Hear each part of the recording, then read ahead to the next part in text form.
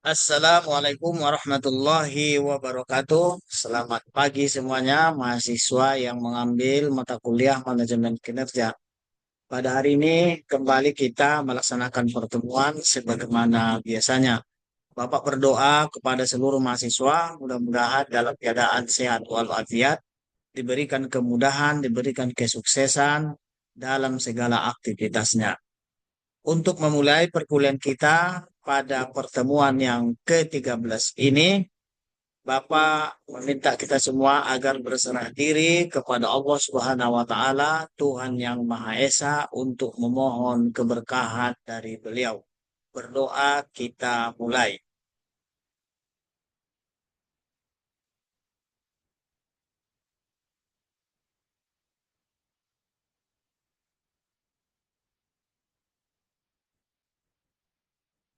Berdoa selesai. Nah, kepada saudara-saudara semua yang ada di dalam kelas ini, ya, Bapak harap tetap bersemangat untuk melanjutkan perkuliahan ini dengan metode self-paced yang sudah diberikan dari admin kita ya. Nah, untuk pertemuan kali ini, Bapak minta kepada seluruh mahasiswa agar benar-benar memperhatikan apa yang disampaikan di dalam video ini, dan nanti bisa mendownloadnya, diperhatikan, ditambah dengan eh, sumber-sumber yang lain yang berkaitan dengan materi yang kita bahas. Kemudian, berhubung ini adalah pertemuan yang ke-13, maka kita hanya tinggal ada tiga pertemuan berikutnya. Tiga pertemuan berikutnya itu ada dua materi nanti yang bakal Bapak upload di portal seperti biasa. Itu supaya di-download dan dipelajari beserta dikerjakan tugas-tugas yang ada di akhir slide yang ada.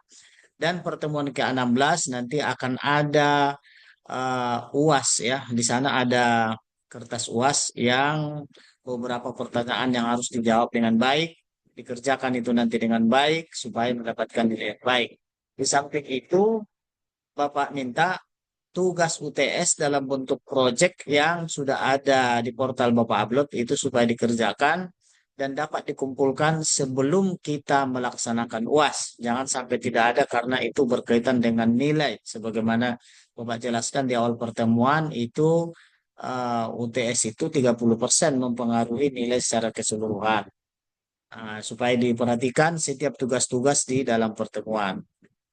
Nah, kita mulai pertemuan kita hari ini. Pembahasan kita adalah tentang Pak, share screen dulu ya.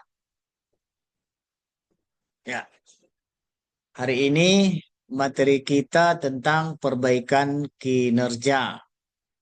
Pada slide sebelumnya, Bapak sudah mengupload bahan yang sudah dilihat di portalnya masing-masing, yaitu tentang evaluasi kerja. Sebagaimana pada pembahasan sebelumnya ya, di dalam materi itu dijelaskan bahwa evaluasi kerja dapat meningkatkan kinerja, meningkatkan kemampuan, mengoptimalkan sumber daya, kemudian dapat meningkatkan produktivitas, efisiensi, dan kualitas kerja. Itu fungsi daripada evaluasi kerja atau hubungan antara evaluasi kerja dengan beberapa hal yang berkaitan dengan upaya-upaya perusahaan di dalam mempertahankan eksistensinya di dalam kesiapannya menghadapi kompetisi pasar. Maka perlu dilakukan evaluasi kerja. Maka untuk selanjutnya materi kita adalah tentang perbaikan kinerja ya. Perbaikan kinerja itu paling tidak nanti diharapkan sesudah materi ini mahasiswa akan mampu menjelaskan perbaikan kerja, kemudian menjelaskan dengan tepat rencana perbaikan kerja, kemudian yang ketiga kemampuan menganalisis kesenjangan kerja, yang keempat kemampuan merencanakan proses perbaikan kerja, selanjutnya yang kelima memiliki kemampuan untuk memaksimalkan kerja. Itu target kita dengan materi ini. Ah, materi ini tentunya membahas apa yang akan diharapkan dikuasai oleh mahasiswa, yaitu ya pengertian perbaikan kerja, rencana perbaikan kerja, kesenjangan dan proses perbaikan kerja. Pada akhir pembahasan akan diuraikan nanti tentang bagaimana memaksimalkan kinerja. Nah, ini definisi ya, apa yang dimaksud sebenarnya dengan perbaikan kerja ya. Perbaikan kerja adalah proses serangkaian tindakan yang dilakukan untuk meningkatkan kualitas, produktivitas, efisiensi, dan hasil kerja seseorang atau tim. Kemudian, tujuan dari perbaikan kerja itu adalah untuk mengatasi masalah atau kelemahan dalam kinerja yang dapat menghambat pencapaian tujuan organisasi tersebut. Nah, jadi ada beberapa serangkaian-serangkaian tindakan yang diambil oleh perusahaan ataupun manajemen tentunya dalam rangka meningkatkan kualitas itu, diperbaiki. Jika ada misalnya pada waktu yang lalu ada kekurangan-kekurangan, maka itu perlu diperbaiki supaya kualitas, produktivitas, efisiensi itu dapat dicapai. Nah, sebagaimana tujuannya ya untuk mengatasi masalah kelemahan-kelemahan itu yang dimaksudkan dengan perbaikan kerja. Perbaikan kerja juga disebut sebagai proses transformasi dari kondisi kinerja saat ini menuju keadaan kondisi kinerja yang lebih baik di masa yang akan datang, ya. Perubahan keadaan dari yang hari ini, misalnya dengan banyaknya permasalahan yang dihadapi, sehingga masuk kepada kondisi di mana permasalahan itu bisa diminimalisir, kemudian dapat diperbaiki menjadi lebih baik di masa yang akan datang. Jadi proses transformasi. Ada juga mengatakan bahwa perbaikan kinerja adalah proses yang sistematis dan berkelanjutan untuk meningkatkan kinerja individu atau organisasi. Sistematis itu maksudnya tidak sporadis ya, tetapi memang sudah terencana dengan baik dan memiliki kesinambungan, keberlanjutan dari satu perbaikan ke perbaikan yang lainnya itu. Jadi ada proses perbaikan, proses peningkatan dari seluruh kinerja individu, kelompok maupun organisasi secara keseluruhan. Dengan tujuan meningkatkan itu tadi sama, meningkatkan efektivitas, efisiensi, dan kualitas kerja. Sehingga perusahaan dapat mencapai tujuan dan sasaran yang ditetapkan. Karena memang itu adalah tujuan yang akhir yang sesungguhnya harus dicapai oleh manajemen perusahaan. Perbaikan kerja itu seperti Bapak sebutkan karena sistematis maka perlu direncanakan dengan baik. Apa itu rencana perbaikan kerja? Itu merupakan dokumen yang menjelaskan langkah-langkah yang akan diambil untuk meningkatkan kinerja individu, tim, atau organisasi. Rencana ini bertujuan untuk mengidentifikasi area perbaikan, menetapkan tujuan, dan mengembangkan strategi untuk mencapai tujuan tersebut. Ya, itu makna dari sebuah perbaikan kinerja. Ya, nanti ada ya, makanya sistematis, terencana, nanti didokumenkan, ada guidance, ada petunjuk teknis, ada petunjuk pelaksanaan yang bisa dilihat orang, bagaimana perbaikan-perbaikan kerja itu akan dilakukan, kemudian apa saja yang akan diperbaiki. Ya. Kemudian apa langkah-langkah yang di apa ya, langkah-langkah yang akan ditempuh dalam rangka perbaikan kinerja ini. Yang pertama, identifikasi dulu area perbaikan. Dikenali dulu ya apa saja yang menjadi permasalahan tadi, diidentifikasi, kemudian dikategorisasikan ya, mana yang bermasalah, mana yang perlu tidak terlalu bermasalah, mana yang bisa diperbaiki dan mana yang mungkin tidak bisa diperbaiki, itu diidentifikasi. Kemudian penetapan tujuan, menetapkan tujuan yang jelas dan terukur untuk perbaikan kerja ya. Karena perbaikan kerja itu untuk satu tujuan tertentu, bisa jadi tadi tujuan yang pertama ada yang tercapai, ada yang tidak, bahkan ada yang tidak sesuai dengan tujuan yang akan ditetapkan. Jadi ke depan Disesuaikan tujuan itu dengan potensi sumber daya atau kemampuan sumber daya yang dimiliki oleh perusahaan. Jadi nanti penetapan tujuan itu akan sesuai dan akan mudah dicapai kalau sudah disesuaikan dengan sumber daya yang dimiliki oleh perusahaan. Kemudian analisis penyebab. Ya kan perlu ya diketahui apa penyebab sesuatu permasalahan timbul, ya. Kenapa karyawan tidak mencapai target yang diberikan kepada mereka? Ah, bisa permasalahannya di antara mereka sendiri atau permasalahan pribadi si individunya atau permasalahan memang penguasaan terhadap bentuk pekerjaan misalnya itu. Jadi perlu dicari penyebabnya sehingga bisa kita ketahui bagaimana nanti cara menanganinya. Kemudian mengembangkan strategi untuk mencapai tujuan perbaikan kinerja. Nah, jadi tidak bisa bertahan pada metode-metode yang lama mungkin ya, strategi-strategi yang lama untuk mengerjakan suatu pekerjaan. Makanya perlu ya, perlu dengan tujuan yang baru, perlu strategi baru, perlu cara yang baru, perlu rencana yang lebih efektif supaya nanti tujuan yang sudah ditentukan tadi bisa dapat dicapai. Selanjutnya implementasi rencana. Nah, ini sebaik apapun rencana, sebaik apapun tujuan yang sudah ditetapkan, kalau toh rencana yang dibuat tidak diimplementasikan, maka tidak akan ada gunanya. Jadi kemana? Ya rencana itu harus diimplementasikan.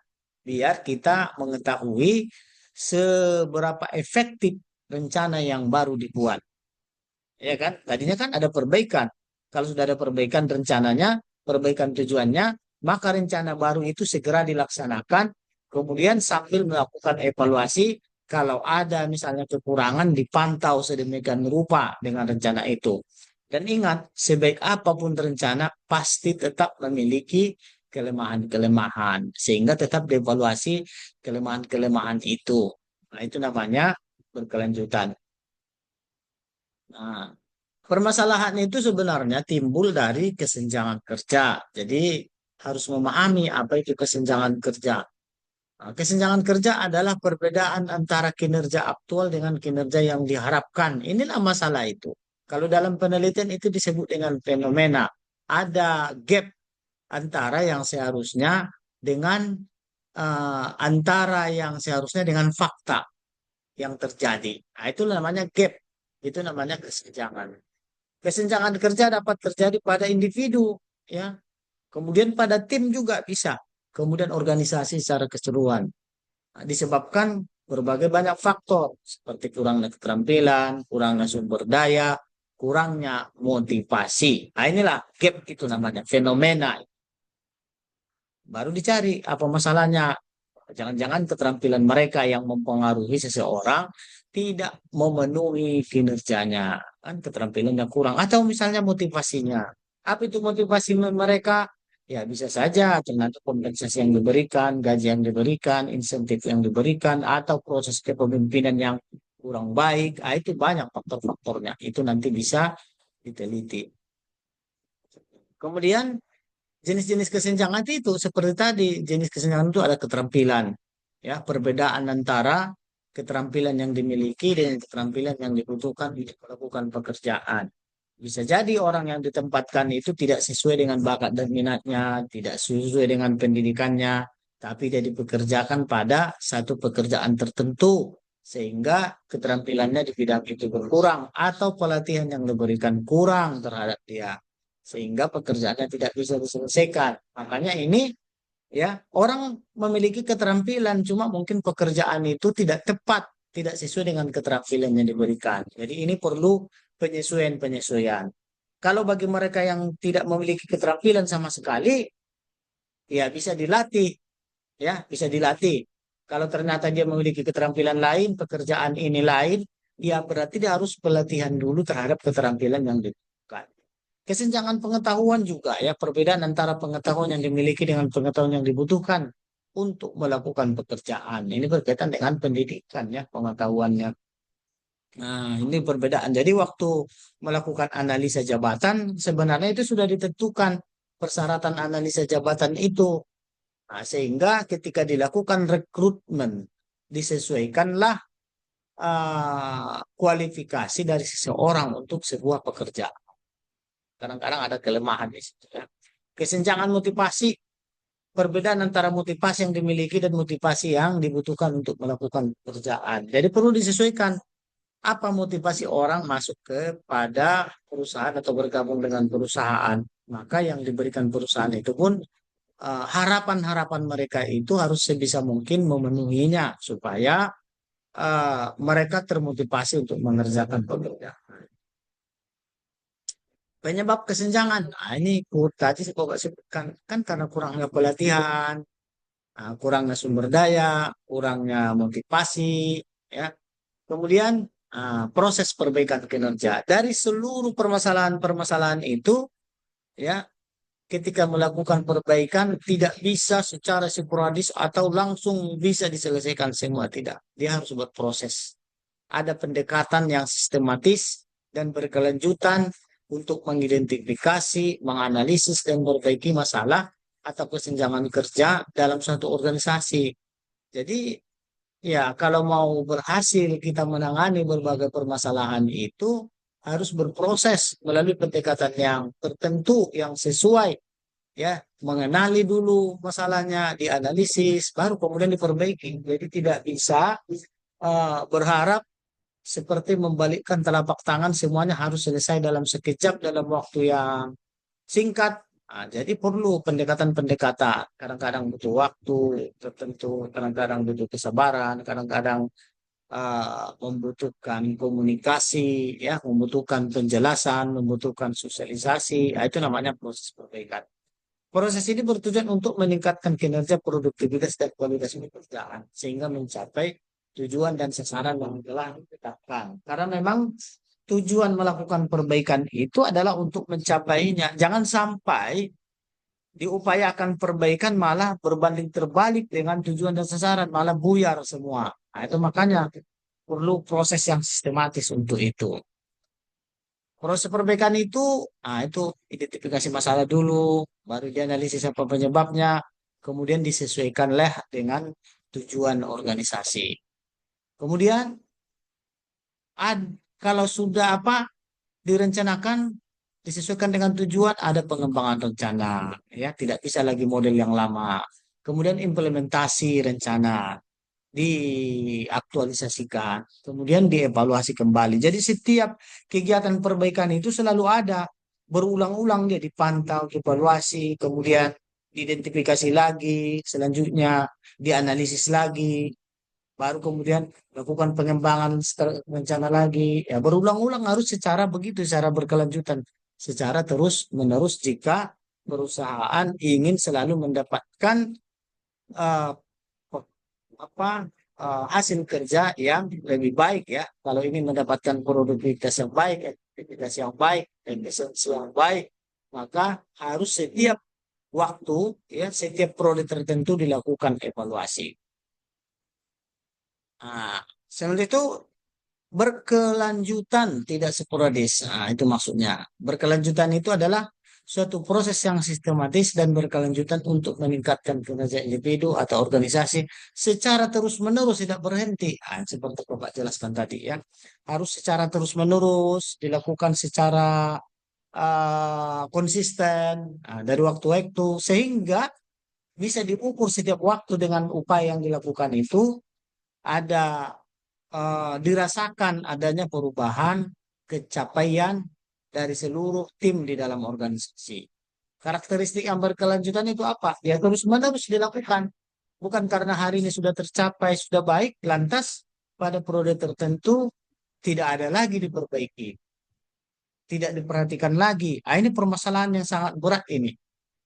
Ketika misalnya suatu cabang perusahaan sudah mencapai target, kemudian dianggap sudah bagus, lantas tidak dilakukan pengawasan dan evaluasi lagi, maka ada kalanya yang tadinya ranking satu sangat baik, ya, atau wajar tanpa pengecualian, tiba-tiba tahun berikutnya justru melorot kepada ranking yang sangat rendah misalnya. Itu karena tidak dilakukan secara terus-menerus. Sistematis ya, harus masif, sistematis dengan langkah-langkah yang sangat tepat ya. Ada apa itu tahapan-tahapan yang bisa diukur sehingga berbagai kekurangan itu di setiap tahapan yang ada masalah itu bisa diminimalisir dengan baik. Kemudian harus terfokus ya. Perbaikan kinerja berkelanjutan difokuskan pada tujuan dan sasaran. Jadi memang supaya orang bisa menerima tujuannya itu kan supaya eh, sasaran dan tujuan itu bisa dicapai. Jangan sampai membuat perbaikan tetapi tidak fokus kepada tujuan dan sasaran. Malah misalnya berkaitan dengan hal-hal yang subjektif ya, tapi tidak bisa seperti itu, harus objektif dengan tujuan dan sasarannya. Bagaimana memaksimalkan kinerja sesudah perbaikan ya? Pahami dulu apa yang dimaksudkan dengan memaksimalkan kinerja. Memaksimalkan kinerja itu adalah suatu proses meningkatkan kinerja individu, tim, dan organisasi secara optimal dengan tujuan memaksimalkan kinerja untuk mencapai tujuan dan sasaran. Jadi kalau sudah perbaiki baru kita maksimalkan. Strategi memaksimalkan itu apa? Yang pertama, menetapkan tujuan yang jelas, ya, orang semua mengerti dan mungkin dapat dicapai. Jangan membuat rencana yang sulit dan sulit bahkan tidak tercapai di luar kemampuan. Kemudian mengembangkan rencana, ya, harus ada adaptasi dengan kondisi yang baru rencana itu supaya bisa sesuai. Mengoptimalkan sumber daya, ya, seluruh sumber daya yang dimiliki diusahakan bisa berkontribusi bermanfaat, meningkatkan motivasi, kemudian tetap melakukan pemantauan dan evaluasi. Barangkali itulah materi kita pada pertemuan ini. Bapak harap ini yang Bapak sampaikan tentulah tidak cukup, tetapi itu bisa sekedar pengantar bagi seluruh mahasiswa agar dikembangkan dengan materi-materi yang lain. Ini ada tugas sedikit ya, amatilah perbaikan kerja di tempat kerja Anda dan narasikan ditulis pada kertas. Kan bagi yang sudah bekerja tentu merasakan bagaimana setelah dievaluasi kinerjanya dinilai ada perbaikan-perbaikan dilakukan oleh perusahaan yang dirasakan, itulah dinarasikanlah apa saja perbaikan yang dilakukan oleh manajemen yang berkaitan dengan kinerja-kinerja kita. Ya, terima kasih sampai di sini pertemuan kita. Mudah-mudahan dengan materi perbaikan kinerja ini memberikan wawasan kepada semuanya. Dan selain ini menjadi pengetahuan, tapi bisa juga ini menjadi apa namanya, menjadi pengetahuan yang dapat diaplikasikan di tempat kerjanya masing-masing. Demikian pertemuan kita pada hari ini, Bapak sudahi. Ya, selamat pagi. Semoga semua tetap semangat, tetap rasa ingin tahunya meningkat dan dimudahkan oleh Yang Maha Kuasa dalam segala aktivitasnya. Pak Sudahi, Assalamualaikum warahmatullahi wabarakatuh.